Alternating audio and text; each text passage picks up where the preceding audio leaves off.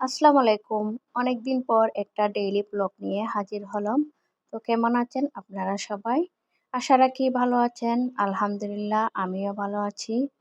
তো অনেকদিন পর চলে আসলাম সারাদিন আমি কি করি এগুলার একটু ভিডিও ফুটেজ নিয়ে আপনাদের সামনে। তো ভালো লাগলে একটা লাইক কমেন্ট করে যাবেন। সকাল থেকে শুরু করে দিলাম আমার আজকের এই ভিডিওটি। সকালে প্রথমে উঠে আমি পরোটার জন্য খামিরটা মেখে নিলাম এবং ৫ থেকে ৬টা পরোটা বানিয়ে নিলাম। সকালের নাস্তাটা সারার পর আমি তরকারিগুলো একটু কেটে নিয়ে ধুয়ে রাখলাম এবং একটুখানি রেস্ট নিয়ে তারপরে এগুলো রান্না করতে চলে আসলাম আবারও কিচেনে। তো একে সব রান্না আমি করে ফেলবো। ২ চুলায় ২ রান্না দিয়ে দিব যাতে একটু তাড়াতাড়ি হয়ে যায়। এখানে শাকটা ভাজি করে নিচ্ছি। তেলের মধ্যে বেশি করে রসুন দিয়ে এই শাকটা ভাজি করে নেব। এটা মূলা শাক। তো এখানে আর কিছু যাবে না। তেল, রসুন আর লবণ, শাক এই উপকরণ দিয়ে এই শাকটা অনেক বেশি ভালো হয়। এই সিজনে মূলা শাকটা খেতে একটু বেশি ভালো লাগে কিন্তু পরবর্তীতে আর ভালো লাগে না। নতুন থাকতে এই শাকটা এনে রান্না করে খেয়ে নিলেই ভালো। তারপরে বরবটিটা ভাজি করে নিচ্ছি। আর এখানে আমি রান্না করব আজকে লইট্টা মাছ। লইট্টা মাছটাও সুন্দর করে ধুয়ে কেটে তারপরে রেখে দিয়েছিলাম। এখন রান্না করে ফেলতেছি। সব রান্নাই একটু তাড়াতাড়ি হয়ে যাবে। এই রান্নাগুলো এই সবজি এবং এই মাছ রান্না অনেক তাড়াতাড়ি হয় আর মজাদারও হয়।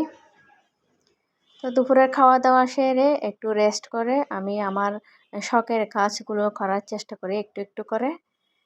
প্রতিদিন একটু করে কিছু না কিছু করি। আমার হাতের কাজগুলো করতে বেশি ভালো লাগে। তো মেশিনে বসে গেলাম একটা টপস সেলাই করতেছি। অনেকদিন ধরে এটা পড়ে আছে। কাজটা করা হচ্ছে না, শেষই হচ্ছে না। একটুখানি এসেই বেজে থাকছে।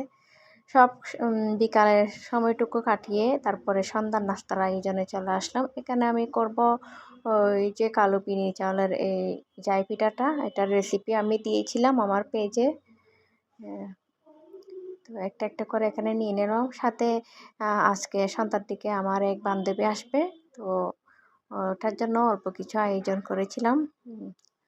নাস্তার আয়োজন আর কি। এখানে আলু পুরি বানিয়েছিলাম এবং বিস্কিট, পিঠা আর এই যে শরবত। পরবর্তীতে অবশ্য চাও খেয়েছিলাম।